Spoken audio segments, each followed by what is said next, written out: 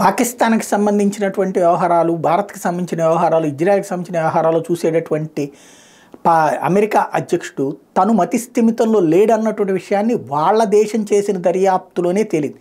ఆ మధ్యన ఆంటోనీ బ్లింకెన్కి సంబంధించినటువంటి ఇంట్లో ఏదో పాతకాలపు నాటి డాక్యుమెంట్లు దొరికినాయి అన్నటువంటి విషయం మీద దర్యాప్తు చేసినటువంటి వాళ్ళు ఆయన ఇన్వెస్టిగేట్ చేశాక ఆయన మతి స్థిమితం లేదని నివేదిక ఇవ్వడం అన్నటువంటిది విచిత్రమైనటువంటిది. వయసు రీత్యా వచ్చే ఇబ్బందుల వల్ల అమెరికా అధ్యక్షుడు బైడెన్ జ్ఞాపక శక్తులు అనేక లోపాలు గుర్తించినట్టు కీలక నివేదిక వెల్లడించింది. ఒబామా హయాంలో ఉపాధ్యక్షుడిగా పనిచేసే సమయంలో దేశానికి సంబంధించిన రహస్య సమాచారాన్ని ఆయన ప్రైవేట్ వ్యక్తులతో పంచుకున్నట్టు ఆరోపించింది. అయితే ఆయనపై చర్యలు తీసుకోవాల్సిన అవసరం లేదని పేర్కొంది.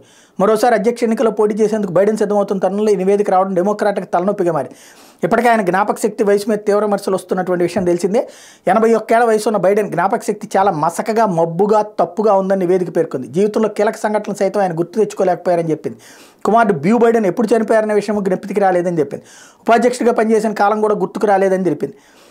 బైడెన్ ప్రత్యేక ఇంటర్వ్యూ చేసిన department of justice special council Robert hood ఈ నివేదికను రూపొందించారు. ఆఫ్ఘనిస్తాన్కి సంబంధించిన అనేక రహస్య పత్రాలు బైడెన్కి చెందిన ప్రదేశాల్లో దొరికిన నివేదికలో హుడ్ తెలిపారు. ఉపాధ్యక్షుడిగా పనిచేసే సమయంలోనే ఆయన వాటిని దాచినట్టు పేర్కొన్నారు. కొంత సమాచారాన్ని ఆయన రచయితతోనూ పంచుకున్నట్టు ఆరోపించారు.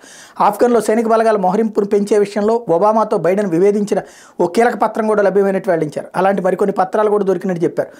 అయితే ఈ నివేదిక తర్వాత హుడ్ నివేదికను బైడెన్ తీవ్రంగా ఖండించారు. తన జ్ఞాపక శక్తిలో ఎట్లాంటి లోపాలు లేవని చెప్పారు. అమెరికా అధ్యక్షుడిగా పనిచేయడానికి తాను అత్యంత అర్హత కలిగిన వ్యక్తిని స్పష్టం చేశారు.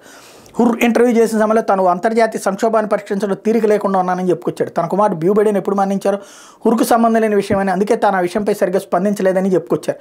తాను ఎలాంటి రహస్య సమాచారాన్ని ఇతరులతో పంచుకోలేదని చెప్పుకొచ్చారు. అట్లా అయితే కనుక తీసుకెళ్లి ఈయన్ని అరెస్ట్ చేయాలి లెక్క ప్రకారం అయితే.